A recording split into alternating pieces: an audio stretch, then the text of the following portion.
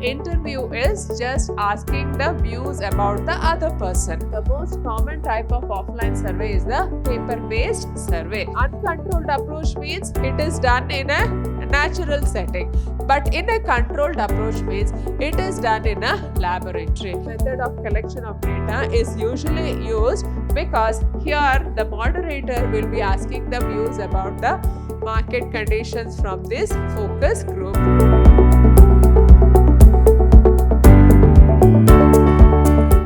Hello everyone, I am Purnima, faculty in the Department of Commerce and Management, Vidhyaashram First Grade College, Temple of Excellence, MYSURU. I welcome you all to this session. In this Unit 2 of Session 5, Primary Data Collection. So, primary data collection is a process of collecting original data directly from the source.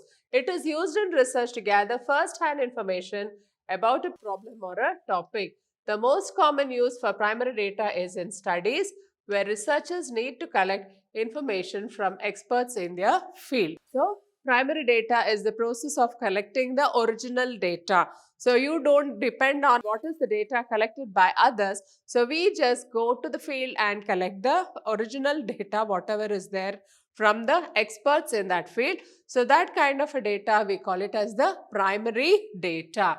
Then, for example, when doing a market survey, the goal of the survey and the sample population need to be identified first. So, this is what will determine what data collection source will be most suitable. An offline survey will be more suitable for a population living in remote areas without an internet connection compared to online surveys. So, for example, when you are doing a market survey, if you are doing a market survey, that means if you want to just see what is the changing taste and preferences of the customers, then first we have to decide what is the market what is the population we will be just interviewing, and then we'll also have to see for what we are doing the market survey. What is the product for which we are doing the market survey? Then we decide a target population. So, once this is identified, then we can just decide whether we want to go in for an online survey or an offline survey. So, an offline survey will be more suitable for a population living in remote areas. So, there are people who are living in a very remote area where there is no electricity, no internet, or no any facilities of communication. In such cases, it will be best to go and visit the remote area and collect the data whatever is essential. So, in this way, we have to decide whether it is online or offline. Next, primary data collection methods. So, the methods are different ways in which the primary data can be collected. It explains the tools in collecting primary data, some of which are highlighted below. So, the various methods of primary data collection are interviews. An interview is a method of data collection that involves two groups of people, where the first group is the interviewer, the researcher, the asking questions and collecting the data, and the interviewee, the subject or the respondent that is being asked the questions. So, what is an interview? Interview is just asking the views about the other person. So, we just ask him about his personal information or his views about any topic of the research. So, in this way, there will be two parties to an interview. One will be the interviewer and other one will be the interviewee. So, the interviewee will be asking questions. The questions and responses during an interview may be oral or verbal, as the case may be. So, whatever it is, so interview can be done in an oral form or it can be in a written form. Then, interviews can be carried out in two ways, namely in-person interview and telephonic interview. So, in-person interview requires an interviewer or a group of interviewers to ask questions from the interview in face-to-face fashion. So, you have to directly, in person means you have to go and directly contact the respondents and ask them the questions. That is what we call it as the in-person interview. So, it can be direct or indirect, structured or unstructured, focused or unfocused. Some of the tools used in in-person interviews include a notepad, recording device to take note of the conversation, very important due to human forgetful nature. So, whenever we go and have a face-to-face interview with the respondents, it is essential for the interviewer to have a notebook with him to note down whatever the answers he will be giving or whatever the questions he will be asking and whatever the answers he will be getting. It is best for him to carry a notepad or an electronic device where he can just record the entire interview. So, in this way, we can see that whatever information we are collected, it will be made use of. And then in this also, we have to just see what are the type of questions we will be asking the interviewee. So, whether it is the direct or the indirect questions. So, what kind of a questions you will ask, whether it is structured or unstructured, focused or unfocused. So, this is the various kinds of questionnaire which we will be asking the interviewers, and based on that we will be collecting the information. So, on the other hand, telephonic interviews are carried out over the phone through ordinary voice calls or video calls. Now, with the help of these voice calls also, we can just collect the information. The two parties involved may use video calls like Skype to carry out the interviews. So, these kind of interviews will be carried out with the help of the internet. Mobile phone, laptop, tablet or desktop with an internet connection is required for this kind of a interview. Then, next one, what are the pros and cons? So, in-depth information can be collected. So, what is the benefit of having interviews? So, we can collect in-depth information, non-response and response bias can be detected, and samples can be controlled. So, this is the advantages, and the disadvantages is it is more time consuming, expensive, the interviewer may be biased. So, these are the various merits and demerits of interviews. The next one is surveys and questionnaires. So, they are two similar tools used in collecting the primary data. So, they are a group of questions typed or written down and sent to the sample study to give responses. So, after giving the required responses, the survey is given back to the research to record. So, it is advisable to conduct a pilot study where the questionnaires are filled by the experts and meant to assess the weakness of the questions or techniques used. So, in this kind method of collection with the help of surveys and questionnaires, there are two similar things which are used. One is the questionnaires. So, in the questionnaires, the interviewer will ask the various questions from the interviewee and he will be asking answers for all the questions. So, there are two main types of surveys used for the data, namely online and offline surveys. Online surveys are carried out using the internet enabled devices like the mobile phones, PCs, tablets, etc. So, we even in survey we have again two types. One is the online and the offline. So, in the online we can make use of the internet and the mobile phones and PCs. They can be shared with the respondents through email, websites or social media. Offline surveys on the other hand do not require any internet connection for them to be carried out. So, in case of online, we need the internet, but in case of offline, we don't need any internet. Then, the next most common type of offline survey is a paper-based survey. However, there are also offline surveys like Form Plus that can be filled with a mobile device without access to an internet connection. So, the most common type of offline survey is the paper-based survey. So, this kind of survey is called online-offline surveys because they can be filled offline but require an internet connection to be submitted. Then, next one is what are the advantages and disadvantages? The respondents have adequate time to give responses. It is free from bias of the interviewer. They are cheaper compared to the interviews. So, these are the merits of this kind of a method of collection of data. Then the disadvantages is high rate of non-response bias. It is inflexible and cannot be changed once. It is a slow process. So, these are the disadvantages. Then, the third method of primary data collection is the observation method. So, the observation method, it is mostly used in studies related to behavioral science.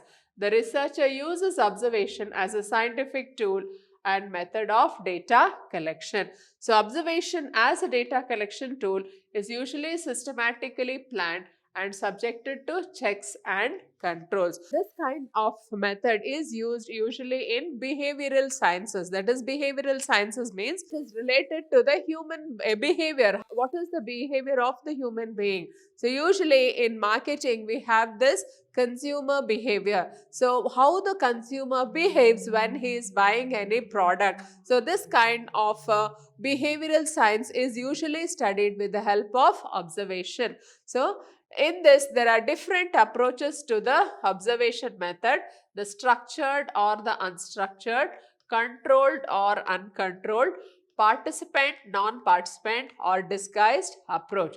So, this observation method of data collection, in this also we have various approaches to observations. So, here we have this structured or the unstructured method. So, what are the things we should observe? What are the things we should not observe? Controlled or uncontrolled. Then participant or non-participant, whether the observation is through participating in that situation or not participating, or the disguised approach. In the structured and the unstructured approach, it is characterized by careful definition of the subjects of observation, the style of the observer, conditions, and selection of data. An observation process that satisfies this is said to be structured and vice versa. So, a structured and unstructured approach is characterized by careful definition of the subjects of observation. So, what are you observing? If it is object, if it is a plant, if it's a human being or anything, the object of observation, so that we have to clearly define. And then the style of the observer, how we are observing then the condition and the selection of data. A controlled and uncontrolled approach signifies whether the research took place in a natural setting or according to some pre-arranged plans. So, uncontrolled approach means it is done in a natural setting, but in a controlled approach means it is done in a laboratory. So, if an observation is done in a natural setting, it is uncontrolled, but becomes controlled if it is done in a laboratory. Then, before employing a new teacher, academic institutions sometimes ask for a sample teaching class to test the teacher's ability. The evaluator joins the class and observes the teacher, making him or her a participant. So, if you are applying for a job for an interview as a teacher, then what will they ask you first? To give a demo class. What is this demo class? So, the teacher has to be a participant, and his way of teaching, his interaction with the students, all this will be noted by the evaluator, and then he will just decide whether the teacher is capable or not. So, this is what we mean by participant observation. The evaluation may also decide to observe from outside the class, becoming a non-participant. An evaluator may also be asked to stay in class and disguise as a student to carry out a disguised observation. Then, what are the merits and demerits? The data is usually objective. The data is not affected by past or future events. Then the disadvantages is the information is limited and it is expensive. Next one is the focus group. The focus group are gathering of two or more people with similar characteristics or who possess common traits.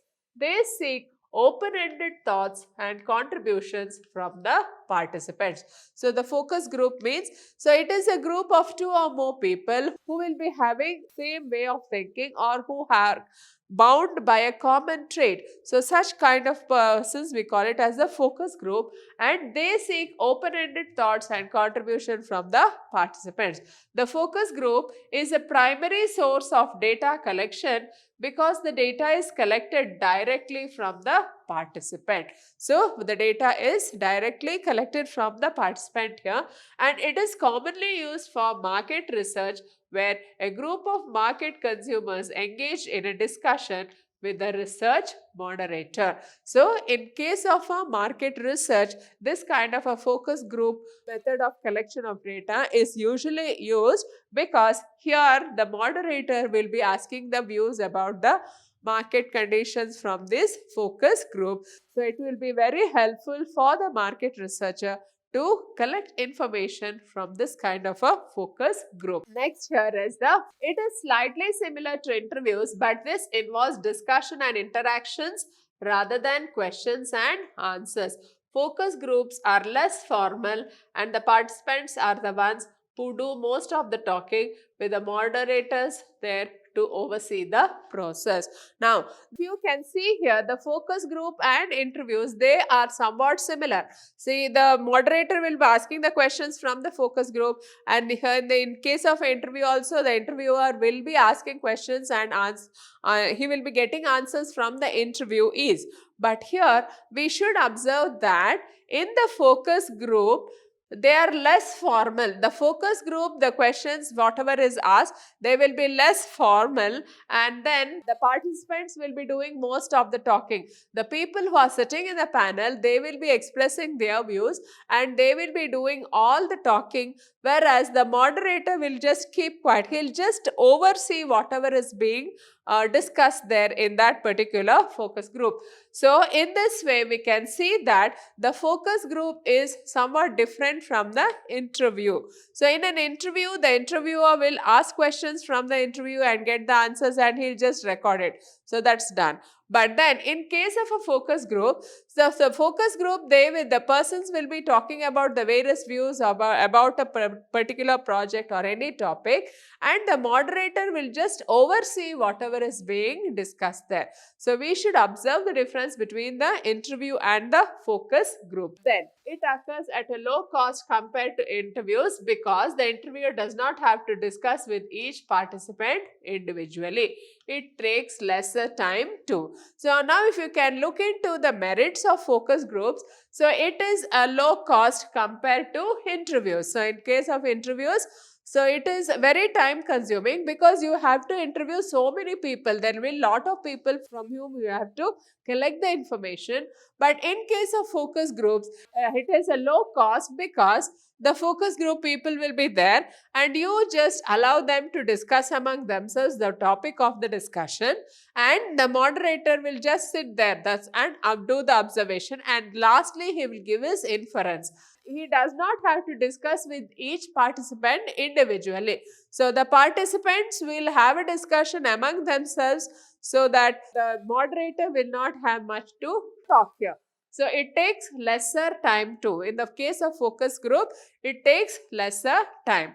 Then the response bias is a problem in this case because a participant can be slightly subjective to what people will think about sharing a sincere opinion. Now, what are the disadvantages of the focus group here? The response bias is a problem here. Suppose one of the participant, he is hesitant to share his own views, then he may not share his truthful views about the topic. So he may think, what will the others think about if I share my view in this manner, then what will others think about me? So this kind of an attitude among the participants may just forbid them from giving their sincere opinion. Then group thinking does not clearly mirror individual opinions. So in case of focus groups, the entire group will be sharing their opinions about a particular topic, because of which so the individual opinions get neglected. So this is the disadvantages of the focus group. Next, the fifth kind of primary data collection is the experiment. An experiment is a structured study where the researchers attempt to understand the causes, effects, and processes involved in a particular process. So, in this experiment method of data collection, it is a structured study. What is a structured study? So, it is a study where you just try to understand the cause and effect of a particular phenomenon in the industry. So, this data collection method is usually controlled by the researcher who determines which subject is used, how they are grouped, and the treatment they receive.